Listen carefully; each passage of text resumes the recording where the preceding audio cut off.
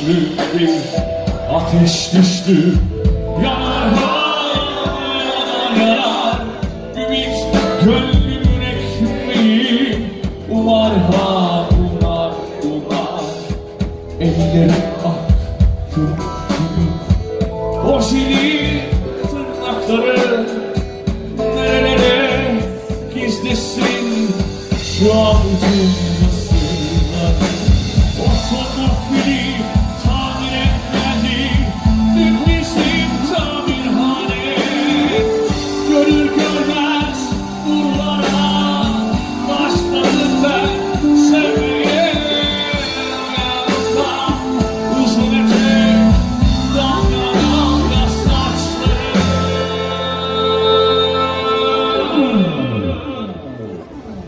Usta seslendi uzakta oğlu bal takılı. Usta seslendi uzakta oğlu bal takılı. Bir romanda okumuştum buna benzer bir şiir. Cildi parlak kağıt kaplı pahalı bir kitaptı. Ne olmuş nasıl olmuşsa aşık olmuştu genç kız. Yine böyle bir durumda tamirci çırağında. Ustama dedim ki bugün giyin tulumları. Arkası kuşlu aynada tanıdım saçlarını.